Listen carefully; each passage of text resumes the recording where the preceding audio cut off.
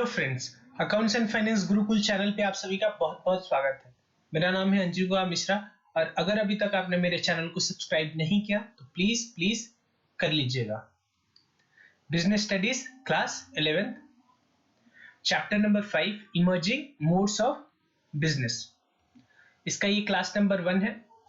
इस चैप्टर का यानी chapter number 5 emerging mode of business में 3 क्लासेस आएंगे जिसका ये क्लास नंबर 1 है। तो चलिए शुरू करते हैं। Chapter 5 emerging modes of business.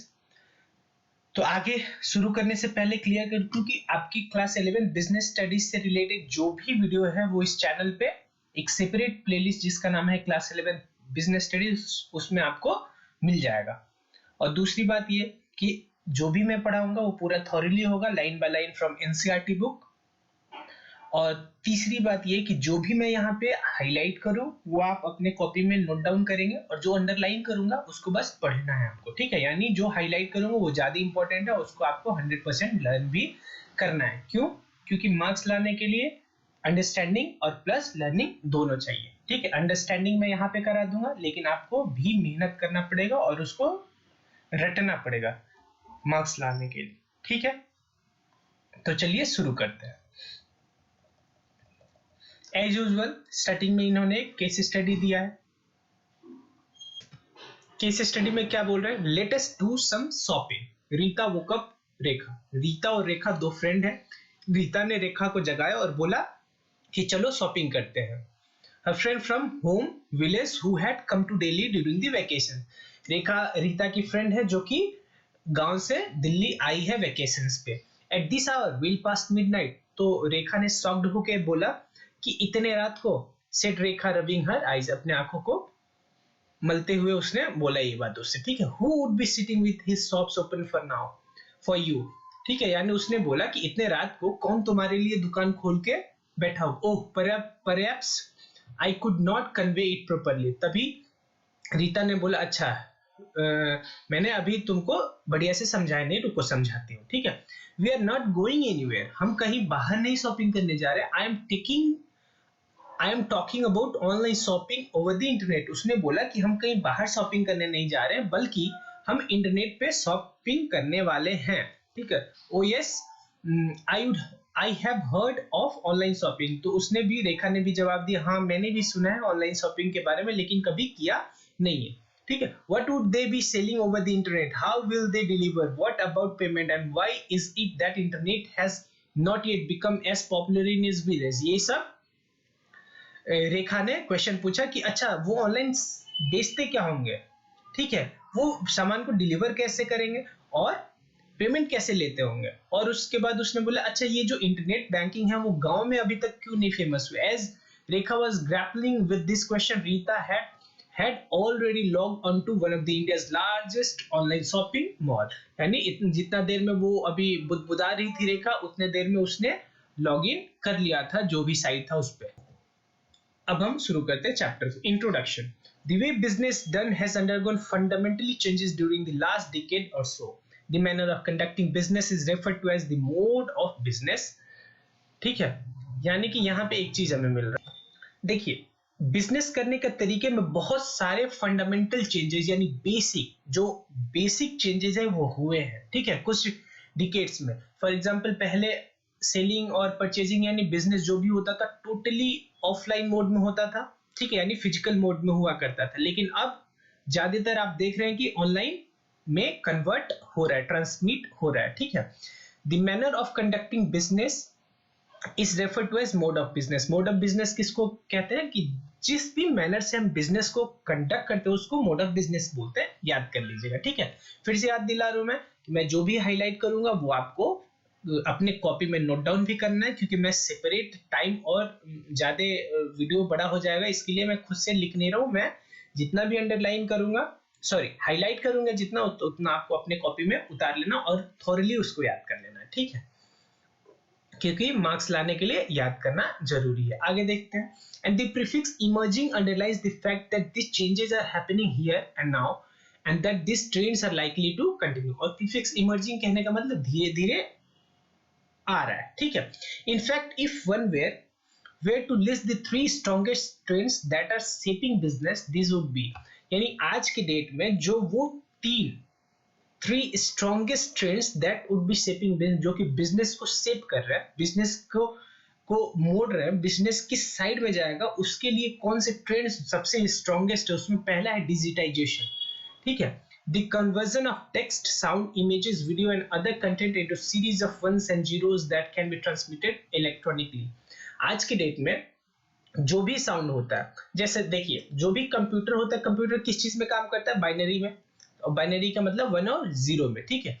तो जो भी मेरा टेक्स्ट है, जो भी मेरा साउंड है, जो भी मेरा इमेज, वीडियो और सब कुछ कंटेंट है, जब भी आप ऑनलाइन मोड के थ्रू उसको ट्रांसमिट करते हैं, एक जगह से जब दूसरे जगह से भेजते हो तो वो बाइनरी में कन्वर्ट होके भेजते हैं, ठीक है। तो इसी प्रोसेस को बोलते हैं डिजिटाइजेशन। अगर ये कन्वर्ट ही नहीं होता, सपोज करें आपने किसी चीज को टाइप किया और वो सामने पहुंचा नहीं थ्रू इंटरनेट, तो फिर पूरा बिजनेस ही ठप पड़ जाएगा आपका। तो ये जरूरी है कि टेक्स्ट कन्वर्ट हो बाइनरी में, और ये जो प्रोसेसेस होते हैं टेक्स्ट कन्वर्जन या साउंड कन्वर्जन इनटू बाइनरी, ये इस प्रोसेस को बोलते हैं डिजिटाइजेशन, ठीक है। बस ऊपर ऊपर इसको देख लीजिएगा कि 3 strongest trend that are shaping business, पहला डिजिटाइजेशन, दूसरा आउटसोर्सिंग, आगे आने वाला है आउटसोर्सिंग। सिंपल बता देता हूँ आउटसोर्सिंग कहने का मतलब, देखिए बिजनेस कोई भी जो बनता है ना, एक उसका मोटिव होता है कि उसको क्या कैटर करना है, लेकिन उसको और भी बहुत सारे फंक्शंस करने पड़ सकते हैं। फॉर एग्जांपल अगर मैं किसी बिजनेस में हूँ, ठीक है, तो मुझे सपोज करिए मैं पढ़ा रहा हूँ आप लोगों को, ठीक है, तो मेरा मेन इस बिजनेस का मकसद क्या है कि मुझे पढ़ाना है। अब लेकिन मुझे अगर मार्केटिंग करना है, मार्केटिंग तो करना पड़ेगा ताकि कि मैं मेरा रीच हो पाए स्टूडेंट्स तक, ठीक है, तो उसके लिए मुझे एडवर्टीजमेंट कराना पड़ेगा। तो मेरे पास 2 ऑप्शन है, या तो मैं खुद से ही एडवर्टाइजमेंट भी करूं, या मैं अपने एडवर्टाइजमेंट को किसी एक ऐसे एजेंसी को सौंप दूं जिनका मेन काम ही है एडवर्टाइजमेंट कराना। तो अगर मैं उनको दे दूंगा तो यहाँ पे मैं ये बोलूंगा मैंने अपने एडवर्टाइजमेंट फंक्शंस को आउटसोर्स कर दिया, ठीक है। बाकी आगे ये आने वाला है टॉपिक, वहां पे बढ़िया से डिस्कस करेंगे। तो 3 strongest trends that are shaping business में पहला है डिजिटाइजेशन, यानी conversion of text, sound, images, video and other content into series of ones and zeros, कहने का मतलब बाइनरी। दूसरा आउटसोर्सिंग, और तीसरा इंटरनेशनलाइजेशन एंड ग्लोबलाइजेशन, जो पूरा इकोनॉमी, पूरा देश एक मार्केट बन गया उसको बोल रहा है। तो ये 3 फैक्टर्स हैं जो कि बिजनेस को शेप कर रहे हैं। तो you will read about international business in chapter 11। ये जो इंटरनेशनल बिजनेस है वो हम चैप्टर 11 में पढ़ेंगे, बाकी सब तो हम यहीं पे पढ़ लेंगे। In this chapter we will be familiarize with the first 2 development. पहला डिजिटाइजेशन के बारे में हम इस चैप्टर में देखेंगे, और दूसरा business process, BPO, business process outsourcing, ठीक है। Before we do so, a brief discussion about the factors responsible for these 2 new modes of businesses would be in order, ठीक है। अभी हम पहले देखते हैं कि ये रिस्पॉन्सिबिलिटी, मतलब जो ये आया, ये जो दोनों फैक्टर्स हैं उनके बारे में, उनके लिए क्या क्या फैक्टर्स थे जो कि रिस्पॉन्सिबल थे कि ये जो 2 न्यू मोड्स ऑफ बिजनेस आए। The newer modes of business are not new businesses, ठीक है। These are rather simply the new way of doing business attribute to a number of factor, ठीक है। ये कोई नया बिजनेस नहीं, ये बिजनेस करने का नया तरीका है, ठीक है। You are aware that businesses as an activity is aimed at creating utility or value in form of goods or services which the household and industrial buyer purchases for meeting their needs and want। Business करने का simple सा मतलब क्या होता है, बस मैं highlight कर रहा हूं, लेकिन एग्जाम में तो नहीं आएगा, लेकिन आपको बेसिक ये पता होना चाहिए। देखिए बिजनेस का मतलब क्या होता है, बिजनेस करने से क्या होता है कि जो भी बिजनेसमैन होता है वो जिसको सामान का जरूरत हो, चाहे वो गुड्स हो चाहे सर्विस हो, यानी या तो वो हाउस होल्ड हो सकता है, या कुछ इंडस्ट्रीज भी होती हैं जो कि वो सामान परचेस कर सकती हैं, ठीक है।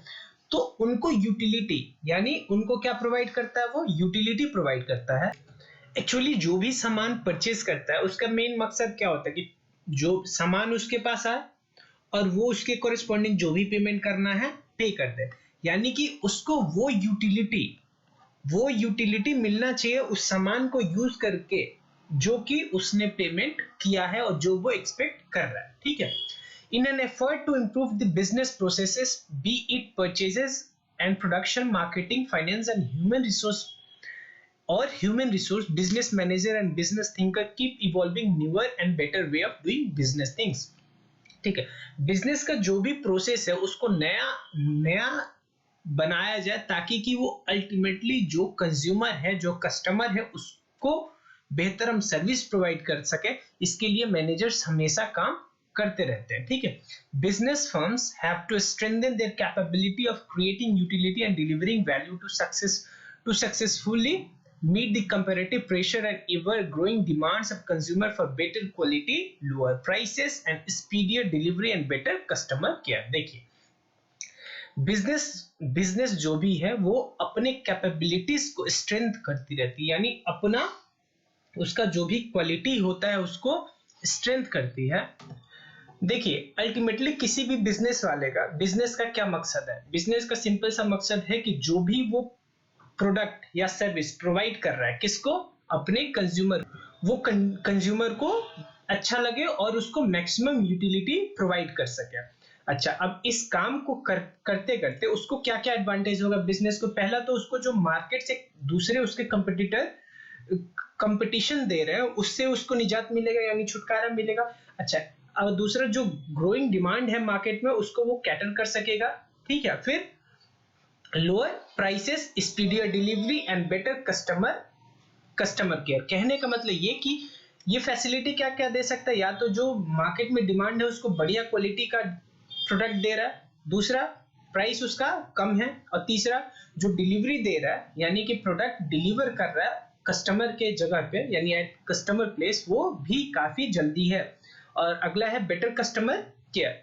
ये सब वो एडवांटेजेज है जो कि कस्टमर को मिलता है। ठीक है, और इसके थ्रू बिजनेस को क्या हेल्प मिलता है? बिजनेस को पहला तो वो कस्टमर को सामान बेचेगा तो उसको प्रॉफिट होगा, और दूसरा कि कस्टमर को बढ़िया प्रोडक्ट बेटर यूटिलिटी के साथ अगर मिलेगा तो फिर कंपटीटर से जो कंपटीशन आएगा वो भी वो कम हो पाएगा। ठीक है, क्योंकि मुझे अब पता है कि मेरा कस्टमर जो है वो मेरा ही सामान खरीद रहा है, तो कंपटीटर कोई भी हो उससे फर्क नहीं पड़ता है। ठीक है, besides the quest of benefiting from emerging technology means that business as an activity keeps evolving। ठीक है,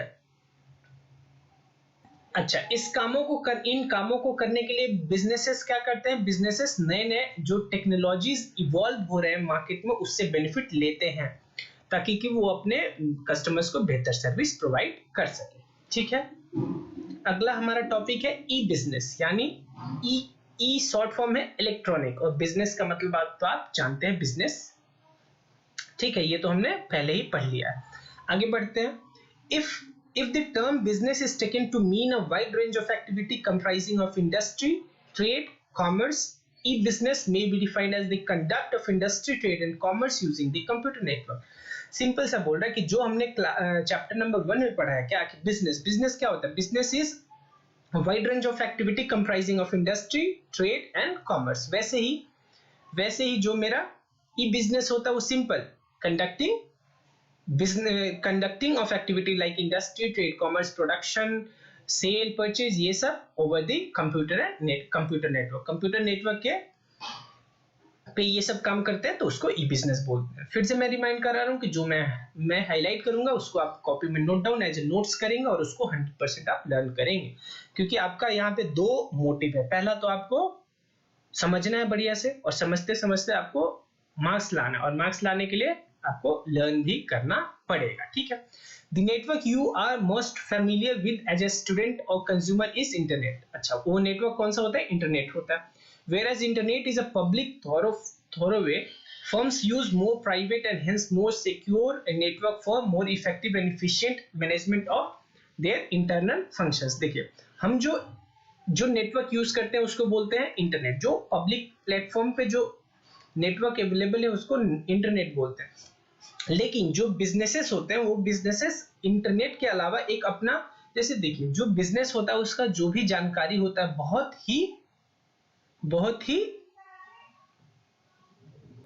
बहुत ही सीक्रेट उसको रखना पड़ता है। अगर पब्लिक प्लेटफॉर्म पे आ गया तो उसके जो कंपटीटर्स हैं उसका अलग गलत इस्तेमाल कर सकते हैं, उस बिजनेस के अगेंस्ट जा सकता है वो। इसीलिए जो बिजनेसेस होते हैं वो अपना प्राइवेट नेटवर्क यूज करते हैं, ठीक है। बस बाहर में वो इंटरनेट पे वही इंफॉर्मेशन रखते हैं जो कि नॉर्मल पब्लिक को जरूरत है। बाकी जो सेंसिटिव इंफॉर्मेशन होता है वो प्राइवेट नेटवर्क पे रखते हैं। और प्राइवेट नेटवर्क पे रखते हैं इसका मतलब कि उस इंफॉर्मेशन को केवल वही देख सकते हैं जिसके पास ऑथराइजेशन है। ऑथराइजेशन कहने का मतलब सिंपल, जो उन इंफॉर्मेशन के करस्पॉन्डिंग जिनके पास पासवर्ड अवेलेबल है वही देख सकते हैं। यानी कहने का मतलब जो बिजनेस में बड़े बड़े लोग होते हैं, सीईओ और एमडी, ये लोग उन इंफॉर्मेशन को देख सकते हैं, ठीक है। हेंस मोर सिक्योर, वो जो हमारा प्राइवेट नेटवर्क होता है वो मोर सिक्योर होता है for more effective and efficient management of their internal function. E business versus e commerce, दो टर्म है, पहला हमारा ई बिजनेस है और दूसरा ई कॉमर्स है।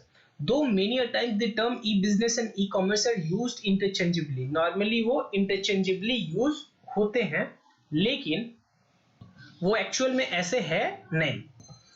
Yet more precise definition would distinguish between the two, यानी कि और अगर प्रिसाइज देखिए, ओवरऑल ऊपर अगर आप बोलना चाहें तो बोल सकते हैं कि ई बिजनेस और ई कॉमर्स सेम है, लेकिन अगर ज्यादा प्रिसाइज मोड में जाएं तो वो सेम नहीं है, उनके बीच में डिस्टिंग्विश अवेलेबल है। Just as the term business is a broader term than commerce, जो बिजनेस होता है वो कॉमर्स से हमने देखा था चैप्टर 1 में, ब्रॉडर टर्म होता है, बड़ा टर्म होता है। E business is more elaborated terms and comprises various businesses, वैसे ही ई बिजनेस में भी बहुत सारे फंक्शंस और ट्रांजैक्शन इंक्लूड होते हैं जो कि हम इलेक्ट्रॉनिकली कंडक्ट करते हैं। यानी जैसे देखिए, जैसे बिजनेस बड़ा होता है कॉमर्स से, वैसे ही ई बिजनेस भी बड़ा है ई कॉमर्स से, ठीक है। Including the more popular gamut of transaction called as e commerce, यानी सिंपल सा कहने का मतलब इनका यही है कि ई कॉमर्स का एक पार्ट है, सॉरी ई बिजनेस का एक पार्ट है ई कॉमर्स, ठीक है। अगर आपसे कोई ई बिजनेस का डेफिनेशन पूछे तो आप ये लिखेंगे, अंडरलाइन कर रहा हूं इसको, आप अपने कॉपी में नोट डाउन कर लीजिएगा, ठीक है। E business is a more elaborated term and comprises, या सिंपल लिखिएगा, e business comprises various business transactions and functions conducted electronically including सीधे ये सब वर्ड आप छोड़ दीजिएगा, इंक्लूडिंग ई कॉमर्स, ठीक है। ये डेफिनेशन हमारा हो गया ई बिजनेस का। वैसे ही e commerce covers a firms interaction with its customer and supplier over the internet, ठीक है। ई कॉमर्स का डेफिनेशन क्या लिखेंगे, e commerce covers firms interaction with its customer and supplier over the internet. E-business includes not only e-commerce but also other electronically conducted businesses functions such as production, inventory management, product development, accounting and finance and human resource management. ये सारा point हमने already पढ़ लिया है, तो आप please उधर से जो पहले चैप्टर्स के वीडियोस हैं उसमें से आप गो थ्रू कर लीजिएगा, ठीक है। इसीलिए मैं फिर से इसको दोबारा नहीं बोल रहा हूँ, ठीक है। सिंपल सा ई बिजनेस के अंदर कॉमर्स तो आता ही है, उसके अलावा प्रोडक्शन से रिलेटेड, अकाउंटिंग से रिलेटेड, फाइनेंस से रिलेटेड, ह्यूमन रिसोर्स मैनेजमेंट से रिलेटेड जो भी काम होता है वो भी बिजनेस में इंक्लूड होता है, ठीक है। Clearly much more than buying and selling over the internet, that is e commerce. देखिए, ई कॉमर्स का मतलब सिंपल सा होता है बाइंग एंड सेलिंग से मतलब है इसको, ठीक है। लेकिन जो हमारा बिजनेस है उसमें परचेज हो गया, बाइंग सेलिंग, यानी कॉमर्स तो होगा ही होगा, बाइंग कॉमर्स कहने का मतलब बाइंग एंड सेलिंग, उसके अलावा परचेज हो गया, फिर प्रोडक्शन हो गया, फिर नहीं परचेज तो मान लीजिए कॉमर्स में हो गया, फिर अकाउंटिंग हो गया उसका, फिर ह्यूमन रिसोर्स मैनेजमेंट हो गया, प्रोडक्ट का डेवलपमेंट हो गया, ये सब मेरा ई बिजनेस का पार्ट भी होगा। Scope of e business, we have mentioned above that the scope of e business is quite vast. Already हमने डिस्कस कर लिया कि e business is large in concept, यानी vast in concept. Almost all type of business functions such as production, finance, marketing, personnel administration, as well as managerial activities like planning, organizing and controlling can be carried out over computer network। देखिए, ई business में सब कुछ involve होता है, ठीक है। यहाँ पे ये जो शो करना चाहते हैं लिखा है कि business to business e commerce कैसे होता है, यानी बिजनेस ही मेरा सेलर है और जो बाई कर रहा है वो भी बिजनेसमैन ही है, जो कि फर्दर या तो उसको सेल कर देगा या उसको अपने प्रोडक्शन में यूज करने वाला है। इसमें होता क्या है पूरा इसको समझते हैं फिगर को। देखिए पहला है, ये मेरा होलसेलर है, इन्होंने अगर नॉर्मल फिजिकल सेल किया है तो कस्टमर को सेल कर दिया। दूसरा क्या हो सकता है कि होलसेलर ने डायरेक्ट मेरे एक वेबसाइट पे बनाया होगा जहां पे अपने प्रोडक्ट को उसने शो ऑफ किया होगा, और उस प्रोडक्ट पे कोई भी अगर बिजनेस ऑर्गेनाइजेशन बाई करना चाहता है तो वो ऑर्डर प्लेस करेगा। ठीक है, देखिए ये क्या कहना चाहता है, कहना ये चाहता है कि ये है मेरा होलसेलर। ठीक है, होलसेलर ने वेबसाइट के थ्रू ऑर्डर दिया किसको, बिजनेस ऑर्गेनाइजेशन को, और ऑर्गेनाइजेशन ने प्रोडक्ट सप्लाई किया और फिर होलसेलर ने कस्टमर को प्रोडक्ट सेल कर दिया। फिगर उतना अच्छा नहीं है, ठीक है, वैसे समझ गए होंगे आप, बहुत ही सिंपल है। ठीक है, और भी अच्छा बनाया जा सकता था। ठीक है, अब बात कर रहे हैं हम कि ई बिजनेस का स्कोप क्या है। तो वही हमने बात किया कि ई बिजनेस का जो स्कोप है बहुत ही बड़ा है, इसमें कॉमर्स इंक्लूड होगा। और कॉमर्स में क्या इंक्लूड होता है, कॉमर्स में इंक्लूड होता है मेरा बाइंग एंड सेलिंग, तो वो तो ऑलरेडी इसमें ई बिजनेस में इंक्लूड होगा। उसके अलावा और क्या होगा, for example finance, marketing, personal administration, उसके बाद और भी जो भी प्लानिंग होता है, for example managerial activities like planning, organising, controlling can be carried out over computer network. ये सभी काम कंप्यूटर नेटवर्क यानी ई बिजनेस के थ्रू कैरी ऑन हो सकता है। The other way of looking at the scope of a business is to examine it in terms of people or parties involved in electronic transaction। ठीक है, एक तो ये मेथड हो गया ई बिजनेस समझने का कि वो क्या क्या काम हो रहा है। दूसरा क्या है कि ई बिजनेस को अगर आपको समझना है तो पता कर लीजिए, मतलब आप समझ लीजिए उसको कि कौन कौन लोग या पार्टीज इन्वॉल्व है उस ट्रांजैक्शन में। Viewed from this perspective a firms electronic transaction and network can be visualized as extending into three direction। अगर इस हिसाब से आप जाएंगे तो तीन पार्ट्स होता है। पहला B2B which a firm's interaction with the other business। अगर आप कौन कौन से पार्टी इन्वॉल्व हैं उसके हिसाब से जाएंगे तो ई बिजनेस में तीन टाइप के ट्रांजैक्शन होते हैं, यानी तीन टाइप का पार्टीज इन्वॉल्व होते हैं। पहला B2B यानी बिजनेस टू बिजनेस, आगे एक्सप्लेन करेंगे हम। दूसरा B2C यानी बिजनेस टू कस्टमर, और तीसरा इंट्रा बी और इंट्रा फर्म इंटरनल प्रोसेसेस यानी बिजनेस के अंदर के ही जो प्रोसेस है उनमें ही ट्रांजैक्शन हो सकता है। ठीक है, आगे हम डिस्कस करेंगे। अ brief discussion of various constituent of e-business and intra transaction among them is given as below। ठीक है, पहला हमारा B2B कॉमर्स। देखिए बहुत ही लाइन बाय लाइन बढ़िया से टाइम लगा के आप प्लीज पढ़िए, क्योंकि देखिए मार्क्स तो आपको आ जाएगा लर्न करके, लेकिन समझ में जब भी आएगा जब आप लाइन बाय लाइन एक एक वर्ड पे फोकस करके पढ़ोगे, तभी समझ में आएगा आपको। एक और दूसरा बात मेरा नोट कर लीजिए कि देखिए जो भी बुक होगा, जो भी बुक, मैं नाम नहीं लूंगा, बाकी जो भी प्राइवेट ऑथर की बुक है आप कभी भी मिला लीजिएगा, एनसीईआरटी उसका बेस होता है। तो मैं क्यों ना बेस को ही कंप्लीट कर लूं, मुझे दूसरे बुक से पढ़ने का क्या जरूरत है। ठीक है, बाकी आपको अगर वीडियो पसंद आ रहा होगा तो प्लीज लाइक और कमेंट जरूर करिएगा, और मन करे तो दोस्तों को भी शेयर करते रहेगा। चलिए तो शुरू करते हैं। B2B कॉमर्स यानी बिजनेस टू बिजनेस।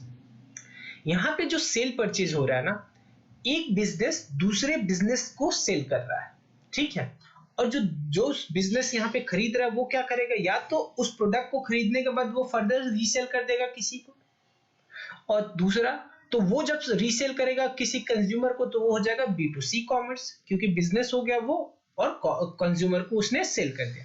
ठीक है, लेकिन अच्छा, या दूसरा और क्या हो सकता है कि वो उस प्रोडक्ट को अपने फर्दर प्रोडक्शन के लिए यूज करेगा और फिर जो वो नया प्रोडक्ट प्रोड्यूस करेगा उसको रीसेल करेगा। फॉर एग्जांपल ए और बी, कौन, ए और बी, कुछ लिख भी लेते हैं। देखिए ए एक बिजनेसमैन है, बी एक बिजनेसमैन है। ए ने बी को क्या बेचा, सपोज करिए वीट बेचा। ठीक है, ए भी बिजनेसमैन, बी भी बिजनेसमैन। ए ने बी को क्या बेचा, वीट बेचा। तो ए और बी में जो ट्रांजैक्शन हुआ उसको बोलेंगे B2B ट्रांजैक्शन। ठीक है, अब बी ने क्या किया, उस वीट को फ्लोर में कन्वर्ट करके और उसके थ्रू वीट को उसने कन्वर्ट किया फ्लोर में, और फ्लोर से बनाया उसने ब्रेड।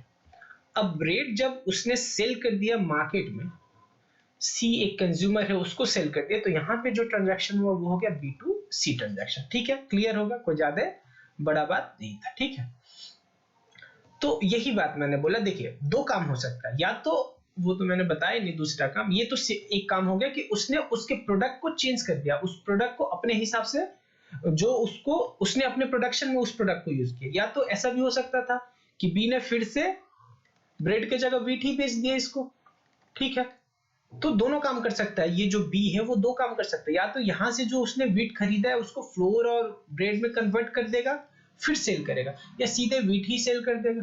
ठीक है, तो वो दोनों काम कर सकता है। आगे बढ़ते हैं, B2B commerce. Here, both the party involved in e-commerce transaction are business firm and hence named as B2B.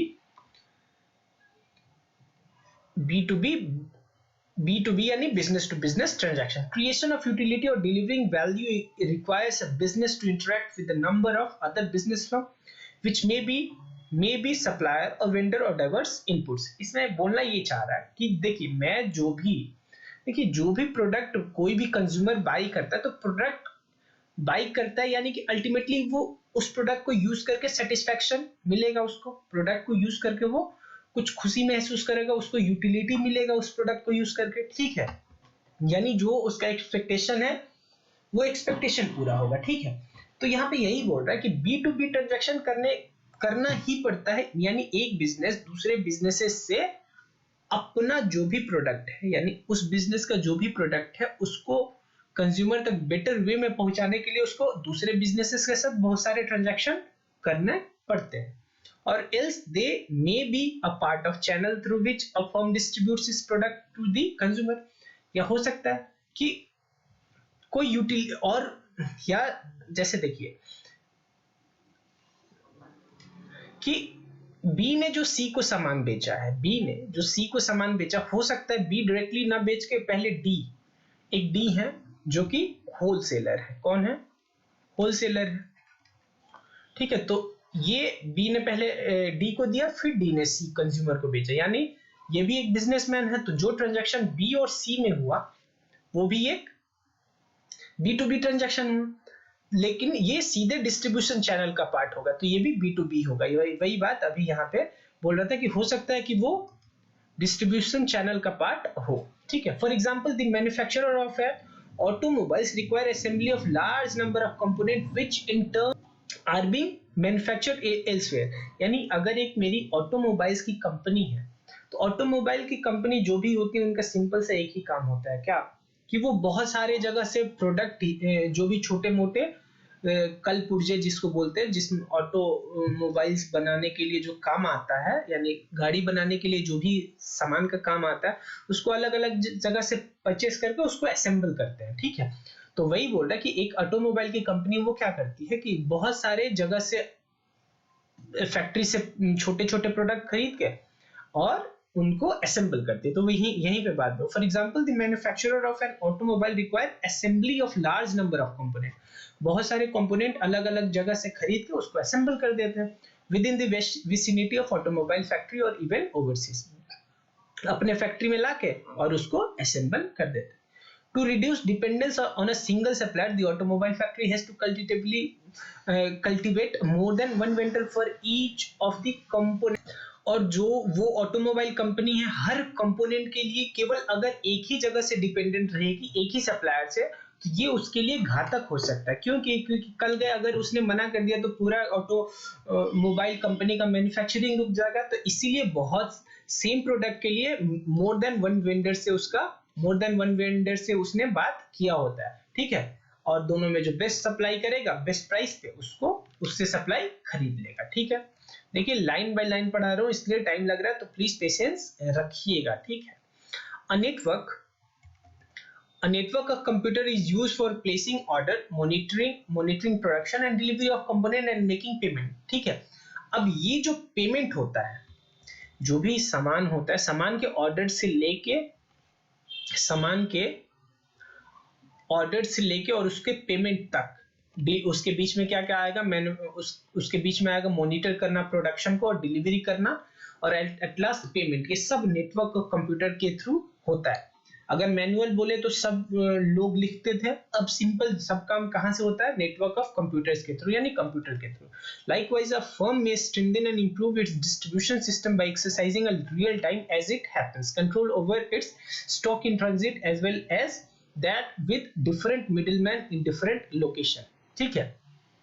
अच्छा, अब ये जो फॉर एग्जांपल जो डिस्ट्रीब्यूशन चैनल है, यानी कहाँ से प्रोडक्ट उठाना है, फिर कैसे कस्टमर तक पहुंचाना है, इसका जो डिस्ट्रीब्यूशन का चैनल है, ठीक है, यानी फैक्ट्री से उठा के कस्टमर के प्लेस तक पहुंचाने के पूरे सिस्टम को हैंडल करने के लिए डिस्ट्रीब्यूशन सिस्टम इलेक्ट्रॉनिकली भी, यानी थ्रू कंप्यूटर भी मैनेज किया जाता है। अल्टीमेटली हमारा हर काम का, जो भी काम बिजनेस में होगा, उसमें फोकस यही होगा कि मेरे कस्टमर को कैसे सहूलियत पहुंचेगा। ठीक है। अब इसके लिए हो सकता है कि बहुत सारी कंपनीज अलग अलग जगह पे अपना अपना वेयर हाउस बनाएंगी, अपना फैक्ट्री बनाएंगी, अपने होलसेलर रखेंगे, अपने डिस्ट्रीब्यूटर रखेंगे, अलग अलग चीज हो सकता है डिस्ट्रीब्यूशन सिस्टम को मैनेज करने के लिए। For example each consignment of goods from a warehouse and the stock at hand can be monitored and replenishment and reinforcement can be set in motion as and when needed। अच्छा, इसमें करेंगे क्या कि उसमें सब कुछ फीडेड होगा, जो हमारा सिस्टम होगा उसमें फीडेड होगा, उसमें होगा कि जैसे ही मेरा स्टॉक का लेवल किसी भी जगह पे, स्टोर पे, अगर मेरा स्टॉक का लेवल जैसे ही मान लो 10 पहुंचेगा, ऑर्डर कर दे, ताकि कि ये 10 बिकते बिकते नया माल आ जाए। ठीक है। तो ये सब बाकी आपके स्टेज तक का बात नहीं है, जब होगा मैं बताऊंगा इसके बारे में। ठीक है।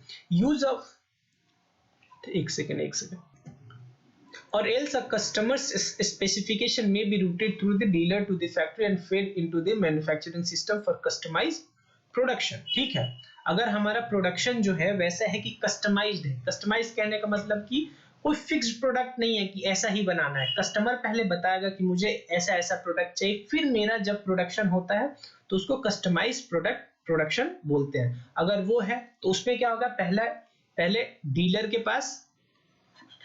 के पास डिमांड आएगा कस्टमर का, और वो अपना जो भी उसको स्पेसिफिकेशन का प्रोडक्ट चाहिए वो उसको बताएगा, फिर डीलर मैन्युफैक्चरिंग सिस्टम के थ्रू उस प्रोडक्शन यूनिट को बता देगा, फिर प्रोडक्ट बनेगा, फिर कस्टमर के पास आएगा। Use of e commerce expedites the movement of the information and document and of late money transfer as well. ठीक है। जो आज के डेट में सारा ई कॉमर्स और ई बिजनेस होने के का सबसे बड़ा फायदा क्या है, कि जो मेन फायदा बोल सकते हैं, जिसके वजह से और भी फायदा होता है, सिंपल है कि जो इंफॉर्मेशन है और जो मेरा डॉक्यूमेंट है वो काफी ही फास्ट मूव करता है, और फास्ट मूव करने की वजह से जो टाइम गैप होता है ना, वो कम हो जाता है। Historically the term e commerce originally meant facilitation of B2B transaction using electronic data interchange technology to send and receive commercial document like purchase order और इनवॉइस। ठीक है। पहले क्या होता था, पहले B2B बिजनेस में केवल, देखिए आज की डेट में तो सब कुछ ऑर्डर, सब कुछ एक्सचेंज होता है। ठीक है, मतलब कस्टमर से भी एक्सचेंज हो रहा है, लेकिन पहले भी यूज होता था, लेकिन उसका एक लिमिटेड था, बस डॉक्यूमेंट को एक्सचेंज करने के लिए उस सिस्टम को, इलेक्ट्रॉनिक सिस्टम को यूज किया जाता था। अब तो ऑर्डर लेने के लिए भी, पेमेंट करने के लिए भी, सभी चीजों के लिए इलेक्ट्रॉनिकली सिस्टम फॉलो किया जा रहा है। दूसरा हमारा है B2C कॉमर्स। B2C कॉमर्स कहने का मतलब बिजनेस बेच रहा है कंज्यूमर को डायरेक्ट। कंज्यूमर कहने का मतलब कि जो हमारा अल्टीमेट प्रोडक्ट कंज्यूम करेगा। As the name implies, B2C business to consumer transaction have business firms at one end and its customer on the other end। यहाँ पे एक जगह पे बिजनेस होता है और दूसरी जगह पे उसका कस्टमर होता है सीधे, जो कि अल्टीमेटली उस प्रोडक्ट को कंज्यूम कर जाए। Although what comes to one's mind instantly is online shopping, it must be appreciated that selling is the outcome of the marketing processes, and marketing begins well before a product is offered for sale and continue even after the product has been sold। Simple सा अभी इन्होंने यही बताया। देखिए selling एक अलग term है, marketing एक अलग टर्म है। सेलिंग का मतलब सीधे होता है, अगर सिंपल सेलिंग का मतलब बोला जाए कि प्रोडक्ट पहुंचा देना कस्टमर के पास। लेकिन मार्केटिंग क्या होता है, मार्केटिंग सेलिंग से बहुत पहले ही शुरू हो जाता है और बहुत सेलिंग खत्म होने के बाद भी मार्केटिंग मेरा ऑन रहता है। मार्केटिंग कहने का मतलब कि पहले तो आप पता करिए कि मेरा मेरा जो मार्केट है उसमें मेरा प्रोडक्ट को कौन खरीदेगा या कैसा प्रोडक्ट का मार्केट में डिमांड चल रहा है, फिर उसके अकॉर्डिंग प्रोडक्ट बनाना, फिर जाके सामान को ये लोगों के पास इंफॉर्मेशन पहुंचाना कि मैंने सामान ऐसा ऐसा बनाया है, फिर लोगों का ऑर्डर आएगा। तो लोगों के ऑर्डर आने से पहले ये जो सारा काम हुआ ये मेरा मार्केटिंग है, लेकिन सेलिंग नहीं है। सेलिंग कब है? जब ऑर्डर आ गया, सामान हमने उसको पहुंचा दिया, डिलीवर कर दिया, यहां तक सेलिंग है। और selling is part of marketing, ठीक है। अच्छा, उसके बाद भी आफ्टर सेल सर्विसेज जो देते हैं या फिर फोन करके पूछते हैं कि आपका क्या रिव्यू रहा आपके प्रोडक्ट का, तो ये तो सेलिंग का पार्ट है, ये फिर भी मार्केटिंग का पार्ट है, ठीक है। यानी selling is just a part of marketing. वही यहाँ पे बात बोल रहा है, ये सब जो बात था वो यही था, ठीक है। B2C commerce therefore entails a wide gamut of marketing activities such as identifying activity, promotion, and sometimes even delivery of products that are carried out online. E-commerce permits conduct of this activity at a much lower cost but higher speed. E-commerce में यही benefit हो जाता है कि cost तो कुछ नहीं लगता है, इंफॉर्मेशन तो बहुत ही फास्ट जाता है, लेकिन कोई एक्स्ट्रा कॉस्ट इनकर नहीं करना पड़ता है। For example ATM speeds of withdrawal of money, जो कि आपको एटीएम का फैसिलिटी दिया गया है, वो क्या है? वो एक तरह से ई कॉमर्स है, ठीक है। उसमें क्या होता है कि आपको पैसा निकाल, पहले तो आपको दूर दूर कहीं पे ब्रांच मिलेगा, वहां पे आपको जाके पैसा निकालना पड़ता, फिर उसमें भी टाइम कंस्ट्रेंट है कि कितने बजे से कितने बजे तक बैंक ओपन होगा, ठीक है। बाकी फिर लाइन में वो खड़ा रहना पड़ेगा, तो इतना टाइम वहां पे कंज्यूम आपका हो जाता था, ठीक है। अब एटीएम में वो टाइम बच जाता है आपका, ठीक है। तो इसीलिए वो लोअर कॉस्ट और high speed. Customers these days are becoming very choosy and desire individual attention to be given to them. Not only do they require the product features to be tailor made to suit their requirement, but also convenience of delivery and payment at their pleasure. With the onset of e-commerce, all this has become reality. आज के date में देखिए, market अब कौन run करा रहा है? Market run कराता है कस्टमर। यानी आज की डेट में कस्टमर जो चाहते हैं वही सेलर्स करते हैं। तो आज की डेट में कस्टमर्स जो हैं वो बहुत ही चूजी हो गए हैं और चाहते हैं कि जो हमारा सेलर है वो इंडिविजुअल अटेंशन पाना चाहता है। जो कस्टमर है वो सेलर से इंडिविजुअल अटेंशन पाना चाहता है। अच्छा, उसके बाद वो जो प्रोडक्ट है वो टेलर्ड मेड, यानी अपने इच्छा के अनुसार है, ठीक है। जैसे ये नॉर्मली टेलर मेड में, जैसे फर्नीचर जो परचेज करना है आपको, तो उसमें नॉर्मली लोग टेलर मेड चाहते हैं, ठीक है। उसके बाद अच्छा, वैसे ही और बहुत सारा फॉर एग्जांपल अपने हिसाब से डिलीवरी भी चाहते हैं प्रोडक्ट का, कि किस जगह पे और कब किस टाइम पे डिलीवर किया जाए, वो भी उस केस में भी बहुत चूजी हो गए हैं। उसके बाद पेमेंट कब करना है, ईएमआई में करना है, कैश ऑन डिलीवरी करना है, ऑनलाइन करना है, ये सब बहुत मतलब कस्टमर्स के अंदर आ चुका है चूजीनेस, ठीक है। तो वही बोल रहा है कि ई कॉमर्स ने ये सभी काम आसान कर दिया सेलर्स के लिए, ठीक है। यानी ये सब अब संभव है। Further B2C variant of e-commerce enables a business to be in touch with its customer around the clock basis, यानी 24 घंटे अब कस्टमर्स के साथ कनेक्ट कर सकते हैं। कनेक्ट करने का मतलब सीधे अगर कनेक्ट आपको करना है किसी भी बिजनेस, सीधे मेल भेज दो या कॉल कर दो।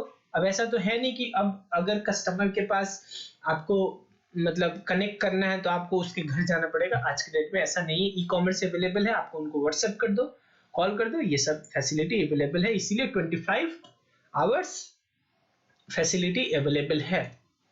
Company can conduct online survey to ascertain as to who is buying and who is buying what and what the customer satisfaction level is. अब कंपनी क्या करती है कि कंपनी अब सर्वे भी करती है। सर्वे कहने का मतलब कि कौन कस्टमर क्या खरीदना चाहता है और वो सामान खरीदने के बाद उनका सेटिस्फैक्शन लेवल क्या है, ठीक है। ताकि कि फर्दर प्लानिंग में ये सब उनको मदद करता है कि आगे हम किस तरह का प्रोडक्ट बनाएं।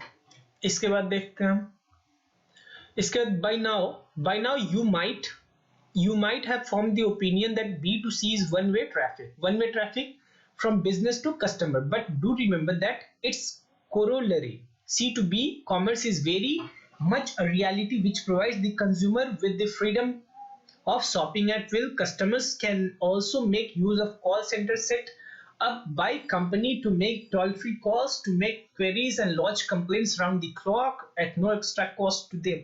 कहने का मतलब देखिए B2C में तो ठीक है, बिजनेस टू कस्टमर हो रहा है, यानी बिजनेस प्रोडक्ट दे रहा है कस्टमर को, लेकिन at the same time customer has या customer have option to talk to the business and share their review about the product. अगर उनको कुछ अगर गलत भी लगा जो प्रोडक्ट में क्वेरी भी है या कंप्लेंट रेज करना, वो भी कर सकते हैं through toll free numbers provided by the companies, ठीक है, यानी कस्टमर केयर से बात करके विदाउट एनी एक्स्ट्रा कॉस्ट वो अपना भी मैसेज पहुंचा सकते हैं। यानी आज की डेट में B2C is not monologue, it is dialogue. Monologue मतलब एक सिंपल बोल रहा हूँ, यानी वन वे ट्रैफिक नहीं है, दोनों वे है, ठीक है। इधर से प्रोडक्ट आएगा, उस प्रोडक्ट के बारे में जो जानकारी होगा और जो सुझाव होगा, जो कंप्लेन होगा, वो भी कस्टमर अब दे रहा है किसको, कंपनीज को। आगे देखते हैं। The beauty of the process is that one need not set up this call center or helplines. They may be outsourced, जो हमने ऑलरेडी बात किया कि कंपनी आजकल क्या करती है। देखिए कंपनी का कोई ना कोई एक मोटिव होता है कि क्या प्रोडक्ट या क्या सर्विस देना है, तो कंपनी कोशिश करती है कि अपना वो पूरा अटेंशन उसी काम पे लगा, ठीक है। तो जो ये कस्टमर केयर वाला सर्विस है वो क्या करते हैं, कॉल सेंटर वाला सर्विस आउटसोर्स करते हैं। आउटसोर्स कहने का मतलब कि वो प्रोडक्ट, वो जो सर्विस होता है, वो कोई एक कंपनी बनी होगी जिसका मेन काम ही होगा कॉल सेंटर का सर्विस देना, तो उनको अपना ये फंक्शन आउटसोर्स कर देंगे, ठीक है। तो आगे ये आएगा बिजनेस प्रोसेस आउटसोर्सिंग, वो भी हम वहां पे पढ़ेंगे, ठीक है। अच्छा, ऊपर एक चीज हमने छोड़ा था, उसको बढ़िया से क्लियर कर लेते हैं, ठीक है। अगला बोल रहा है benefits of e commerce. E commerce का हमारा बेनिफिट क्या क्या है वो एक बार हम देख लेते हैं। पहला, बिजनेस ऑर्गेनाइजेशन को क्या बेनिफिट है। पहला, एक्सपेंस मार्केट। पहले अगर मेरा फिजिकल ही सेल परचेज होता तो मार्केट बड़ा कंस्ट्रेंट था, आप ज्यादा दूर तक सेल नहीं कर पाते, लेकिन अब ई कॉमर्स है तो अब क्या है कि ऑर्डर कहीं से भी आ सकता है और ऑर्डर को डिलीवर भी किया जा सकता है। Gradual decline in cost of operation. Cost of operation में भी कमी आया है। कॉस्ट ऑफ ऑपरेशन कहने का मतलब अब बहुत सारा काम जो मैनुअल होता था वो ऑनलाइन हो गया, तो मैनुअल जो इंप्लॉइज रखने पड़ते थे वो अब नहीं रखने पड़ते हैं। अच्छा, अब यहाँ पे जो भी ट्रांजैक्शन होता है बहुत ही स्पीड में होता है, ठीक है, और स्पीड में होने की वजह से कंपनी को बहुत ही टाइम भी कम लगता है। फैसिलिटेट पुल सप्लाई चेन मैनेजमेंट, यानी सप्लाई चेन मैनेजमेंट जो है वो भी इफिशिएंटली कंपनी कर पाती है, यानी जब जहां जितना प्रोडक्ट का रिक्वायरमेंट है उस टाइम उतना प्रोडक्ट अवेलेबल रहता है, ठीक है। Competitive advantages over competitors. जो भी कंपनी अपने बिजनेस को ई कॉमर्स मॉडल पे जितना जल्दी लाएगी वो अपने कंपिटिटर से उतना ही ज्यादा कंपिटिटिवली एडवांटेजियस सिचुएशन में होंगी। Proper time management and support business processes, ठीक है। टाइम मैनेजमेंट और अलग अलग प्रोसेसेस है, उसके थ्रू कॉमर्स मतलब ई कॉमर्स इलेक्ट्रॉनिक जो भी हमारा कंप्यूटर नेटवर्क है उसके थ्रू जोड़ देने पे सपोर्ट मिलता है उन प्रोसेसेस को, ठीक है। अगले, small firms coexist with big firms, यानी यहाँ पे दोनों को विन विन सिचुएशन है, चाहे वो स्मॉल फर्म्स हो चाहे वो बिग फर्म्स हो। अगला हमारा benefit to consumer and society, ये याद कर लीजिएगा, लर्न कर जाइएगा, मैं फिर से लिख दे रहा हूँ, लर्न टू लर्न, ये दोनों बेनिफिट टू बिजनेस और benefit to consumer and society at large. पहला, फ्लेक्सिबिलिटी है कि आप जब चाहे जब आप सामान खरीद सकते हैं। दूसरा, कंपिटिटिव प्राइस। अब यहाँ पे क्या है कि आप घर बैठे सबके प्राइस कंपेयर कर सकते हैं, चाहे आप वो प्राइस आप अमेजन पे देखें, चाहे आप जाके फ्लिपकार्ट पे देखें, पेटीएम मॉल पे देखें, कंपेयर करके, और जो भी आपको बढ़िया डिस्काउंट दे रहा है, कम दाम में बढ़िया सामान दे रहा है, वो आप खरीदेंगे। मोर ऑप्शंस एंड चॉइस, वैसे ही सेम पॉइंट है, मोर ऑप्शंस अवेलेबल है, कस्टमाइज्ड प्रोडक्ट अवेलेबल है, क्विक एंड टाइमली डिलीवरी। अब तो आपको पता ही है अमेजन प्राइम में आपको डिलीवरी नेक्स्ट डे ही मिल जाता है, तो क्विक एंड टाइमली डिलीवरी होता है। एम्प्लॉयमेंट पोटेंशियल, देखिए वैसे ये वाला पॉइंट लॉजिकली सही नहीं है, ई कॉमर्स आने से, हाँ सही भी है सही नहीं भी है। देखिए ई कॉमर्स में आने से कहीं पे जॉब गया भी है तो कहीं पे जॉब आया भी है, ठीक है। Facilitate e auction and E tenders. अब तो ई ऑक्शन भी हो रहा है, यानी जो नीलामी हो रहा है या टेंडर्स निकल रहे हैं वो भी इलेक्ट्रॉनिक निकल रहा है, तो वहां पे ट्रांसपेरेंसी रहेगा। इंटरेक्शन विद कस्टमर्स, अब क्या है ई कॉमर्स होने के वजह से अब कस्टमर्स इंटरेक्ट कर पा रहे हैं कंपनीज के साथ, जो कि अभी हमने बात किया कस्टमर केयर वाला, ठीक है। वाइडर आउटरीच, अब हम इंडिया में बैठे बैठे वर्ल्ड के किसी भी कंपनी का प्रोडक्ट इजीली परचेज कर सकते हैं। तो वही बोल रहा है वाइडर आउटरीच। तो ये आप याद कर लीजिए कि what are the benefits of e commerce from business organisation angle and consumer and societies angle. ठीक है, आगे बढ़ते हैं हम। इंट्रा बी कॉमर्स कहने का मतलब ये कि देखो मैं आपको यहाँ पे कितना भी समझा दूं, लेकिन अल्टीमेटली आपको एग्जाम में जाके लिखना है, तो प्लीज आप लर्न जरूर करिएगा। ठीक है, समझना तो बहुत ही इंपॉर्टेंट है, लेकिन साथ साथ मार्क्स लाने के लिए आपको लर्न करना पड़ेगा ही पड़ेगा। ठीक है, आगे शुरू करते हैं हम। Intra B commerce, here parties involved in a electronic transaction are from within a business firm. यहाँ पे जो भी पार्टीज इन्वॉल्व है, both parties belongs to the same firm, यानी उसका एक डिपार्टमेंट दूसरे डिपार्टमेंट से एक प्रोसेस दूसरे डिपार्टमेंट से ट्रांजैक्शन करेगा। Hence the name is intra B-commerce. As noted earlier too, one critically difference between e-commerce and e-business is that e-commerce comprises a business firm's interaction with the supplier. E-business में क्या होता है? Firm's interaction with the e-commerce में क्या होता है? Firm's interaction with the supplier and distributor, other business firm. ठीक है, and कस्टमर्स। ठीक है, यानी एक बिजनेस जब दूसरे बिजनेस या दूसरे सप्लायर, डिस्ट्रीब्यूटर या कस्टमर से जब इंटरेक्ट करता है तो उसको हम ई कॉमर्स बोलते हैं। ठीक है, while e-business is much wider term and also includes the use of intranet कहने का मतलब एक होता है इंटरनेट जो हम यूज करते हैं, इंट्रानेट कहने का मतलब एक बिजनेस के अंदर का जो नेटवर्क होता है, कि एक बिजनेस सपोज करिए, देखिए नेटवर्क क्या होता है? नेटवर्क का मतलब होता है कंप्यूटर एक दूसरे से जो जुड़े हुए हैं, कि इस कंप्यूटर का डेटा ये कंप्यूटर भी देख सकता है, इसका ये। ठीक है, तो जब बिजनेस के अंदर के जो भी सिस्टम होते हैं वो भी एक दूसरे में कनेक्टेड होते हैं। ठीक है, तो उसको बोलते हैं इंट्रानेट, उस नेटवर्क को बोलते हैं इंट्रानेट। ठीक है, for managing interactions and dealing among various department. ये जरूरी क्यों है? इंट्रानेट जो है वो जरूरत क्यों पड़ता है? For managing interactions and dealing among various department and persons with in firm. देखिए, फर्म को अपने प्रोसेसेस में अपने फंक्शंस को एक दूसरों को के बीच का जो जोड़ है उसको बना के रखना पड़ता है। ठीक है, यानी एक फंक्शन, एक प्रोसेस दूसरे फंक्शन दूसरे प्रोसेस का इंफॉर्मेशन तो चाहिए ना। ठीक है, फॉर एग्जांपल अगर कोई प्रोडक्शन डिपार्टमेंट है तो प्रोडक्शन डिपार्टमेंट को क्या चाहिए कि वो जो रॉ मटेरियल है उसके पास हमेशा अवेलेबल है।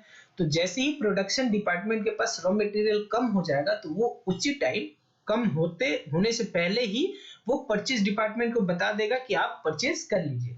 तो ये जो इंटरेक्शन होता होगा वो किस चीज के थ्रू होता है? अगर देखिए, अगर मैनुअल है तो वो उसके पास जाके बताएगा, अगर कंप्यूटर के थ्रू है तो वो सीधे उसके कंप्यूटर में वो ऑर्डर डाल देगा। ठीक है, तो यही है इंट्रा नेटवर्क। ठीक है, it is largely due to use of intra B-commerce that today it has become possible for the firms to go in for flexible manufacturing. Use of computer network makes it possible for the marketing department to interact constantly with the production department and get customized products and made as per the requirement of the individual customer. ठीक है, कहने का मतलब देखो कि जो हमारा marketing department है वो हमेशा कंस्टेंटली टच में रहेगा किसके? प्रोडक्शन डिपार्टमेंट के। और अगर कस्टमर को कस्टमाइज्ड प्रोडक्ट चाहिए तो उसके अकॉर्डिंग उसको बताता रहेगा मार्केटिंग डिपार्टमेंट कि मेरा जो कस्टमर है वो ये डिमांड करे, आप उसी अकॉर्डिंग प्रोडक्ट बनाइए। तो जो मेरा मार्केटिंग डिपार्टमेंट और प्रोडक्शन डिपार्टमेंट के बीच का ये बात होगा, अगर वो नेटवर्क के थ्रू होगा यानी कंप्यूटर के थ्रू होगा, तो वो हो गया मेरा, वो क्या हो गया मेरा? Intra B commerce. ठीक है, in a similar way closer computer-based interaction among the other department makes it possible for the firm to reap advantage of efficient inventory and cash management, greater utilization of plant and machinery, effective handling of customer order and effective human resource management. ये जो है चीज, इसका benefit क्या है? इसको learn कर जाएगा। बेनिफिट क्या है? बेनिफिट ऑलरेडी मैंने बता दिया कि अगर कस्टमर को हैंडल करना है तो कस्टमर का जैसे ही ऑर्डर आया, ठीक है, वैसे ही उसको सामान मिले, यही है ना। तो जो हमारा सेल्स डिपार्टमेंट होगा वो कंस्टेंटली टच में रहेगा किसके? प्रोडक्शन डिपार्टमेंट के या इन्वेंट्री डिपार्टमेंट के, और उससे बात करते रहेगा कि इतना ऑर्डर है आप जल्दी भेजो। ठीक है, जो हमारा सेल्स डिपार्टमेंट है वो भी डिलीवरी डिपार्टमेंट से भी कंस्टेंटली टच रहेगा। तो अल्टीमेटली बेनिफिट किसको मिलता रहेगा?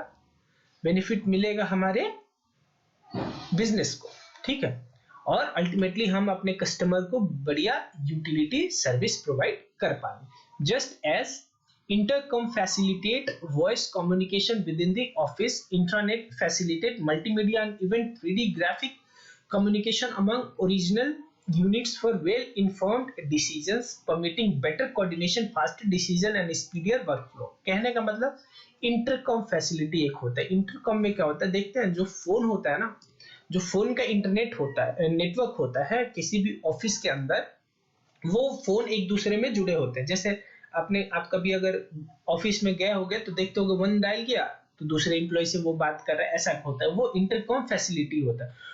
तो इंटरकॉम फैसिलिटी में केवल वो बात कर सकते हैं। वैसे ही जो इंट्रानेट का फैसिलिटी है उसमें वो कुछ भी शेयर कर सकते हैं, multimedia for example video, audio या 3D ग्राफिक कम्युनिकेशन भी कर सकते हैं, ठीक है। और उसके थ्रू क्या होता है, उसके थ्रू बेनिफिट क्या होगा, परमिटिंग बेटर कोऑर्डिनेशन होगा, पहला फास्टर डिसीजन होगा और तीसरा स्पीडियर वर्कफ्लो, वर्क बहुत जल्दी जल्दी होता रहेगा। Take for example a firms interaction with its employees sometimes referred to as B2E commerce, ठीक है। Companies are resorting to personal recruitment, interviewing and selections, training, development and education via e-commerce captured in catch-all phase e-learning. Employees can use electronic catalogs and ordering form and access inventory information for better interaction with the customer. देखिए आज की date में जो company है वो अपने employees को, जो भी एम्प्लॉइज का पर्सनल रिक्रूटमेंट कर रही है, इंटरव्यू कर रही है, सिलेक्ट कर रही है, ट्रेनिंग दे रही है, वो भी ई कॉमर्स यानी ऑनलाइन मोड में ही दे रही है। और आज की डेट में जहाँ पे कोरोना ने इतना ही आतंक मचा के रखा है तो सब कुछ तो आप देख ही रहे हैं, आप ऑनलाइन मोड में चला गया, ठीक है। यहाँ तक कि आपका पढ़ाई, स्कूल भी ऑनलाइन अब चल रहा है, ठीक है। क्या आप मतलब जिंदगी में किसी ने अभी तक सोचा नहीं होगा कि स्कूल भी ऑनलाइन पे ही पढ़ाएंगे 24 घंटे, यानी अपना सारा क्लास देंगे। लेकिन वही बात है कि मुसीबत है, क्या कर सकते हैं, ठीक है। तो यार ये ऑनलाइन ही है जो आज के डेट में ये जो है कोरोना के दौरान भी हमारे इकोनॉमी को, वर्ल्ड की इकोनॉमी को स्टेबल किया हुआ। अगर ऑनलाइन फैसिलिटी अवेलेबल नहीं होता तो आज की डेट में कितना बड़ा त्रासदी होता ये कोरोना, मतलब आप सोच नहीं सकते, ठीक है। तो आपको थैंकफुल होना चाहिए इस इंटरनेट का, ठीक है, और ई कॉमर्स, ई बिजनेस, इन सभी चीजों का, ठीक। Employees can use electronic catalogues and ordering form. अच्छा, एम्प्लॉय जो है वो इलेक्ट्रॉनिक जो कैटलॉग अवेलेबल है, ऑर्डरिंग फॉर्म है, access inventory information for better interaction with the customer, ताकि कि देखिए जैसे एम्प्लॉय अगर कस्टमर से बात करे तो उसको ये बात पता होना चाहिए कि उसके पास क्या क्या सामान है, तो वो कहाँ, मतलब क्या क्या टाइप ऑफ प्रोडक्ट वो प्रोवाइड करता है, ठीक है। तो वो कहाँ से देख पाएगा, वो इलेक्ट्रॉनिक कैटलॉग से। ऑर्डर अगर करना होगा तो उधर से ऑर्डर फॉर्म भी यूज कर लेगा, और इन्वेंट्री में पता कर ले कि इन्वेंट्री अभी उसके पास कितना है, यानी कितना प्रोडक्ट उसके फैक्ट्री में पड़ा हुआ है। इनफैक्ट वर्चुअल प्राइवेट नेटवर्क, जिसको VPN बोलते हैं, technology would mean that employee do not have to come to office, instead in a way the office goes to them and they can work from where they are।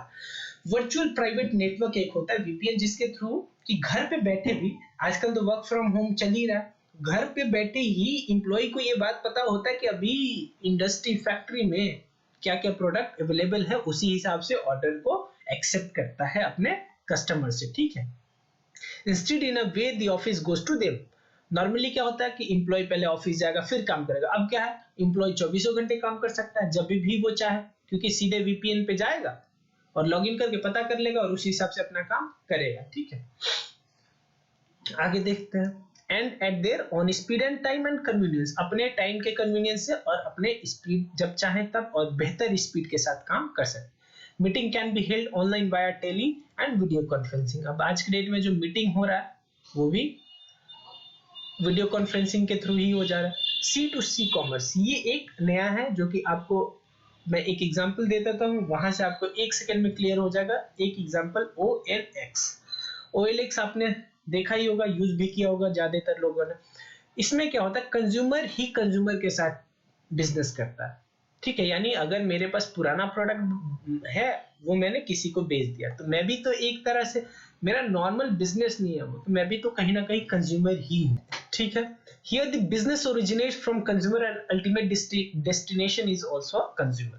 यानी business शुरू भी होता है consumer से और खत्म भी हो जाता है कंज्यूमर के पास. Thus the name is C2C commerce. This type of commerce is best suited for dealing in goods for which there is no established market and mechanism. For example, selling used books और cloth. ये किस चीज के लिए important है? ये वहां पे इंपॉर्टेंट है जहां पे मार्केट मैकेनिज्म नहीं है, यानी मार्केट नहीं है, एक्चुअल में मार्केट नहीं है. For example selling used books and clothes either in cash और बार्टर सिस्टम, यानी पुराना सेकेंड हैंड बुक्स और क्लोथ्स बेचना, ये सब बार्टर सिस्टम पे. ये C2C कॉमर्स का एग्जांपल है. The vast space of internet allows person to globally search for potential buyer. Additionally, e-commerce technology provide market system security to such transaction which otherwise would have been missing if the buyer and seller were to interact in anonymity of one-to-one transaction. An excellent example of this is find out on eBay where consumers sell their goods and services to other consumer. ठीक है. आज के date में अगर e commerce के through अगर ऐसा technology provide किया गया है जिसके थ्रू सिक्योरिटी प्रोवाइड है, थोड़ा बहुत सिक्योरिटी जरूर है. पहला तो वो सेलर और बायर को मिला देता है. ई कॉमर्स प्लेटफॉर्म जो भी है, फॉर एग्जांपल ईबे है या OLX है, ये सेलर और बायर मिला देते हैं. और दूसरा काम ये क्या करते हैं कि एक सिक्योर्ड प्लेटफॉर्म प्रोवाइड कर देते हैं. ठीक है, यानी देखिए नॉर्मली कोई किसी को सेल नहीं कर देता, लेकिन अगर एक बढ़िया प्लेटफॉर्म पे अगर कोई अवेलेबल है तो फिर वहां पे सेल करने में उनको उतना दिक्कत परेशानी नहीं होता है. ठीक है, तो an excellent example of this is found at eBay where consumers sell their goods and services to other consumers. To make this activity more secure and robust, several technology have emerged. Firstly, eBay allows all the seller and buyer to rate one another.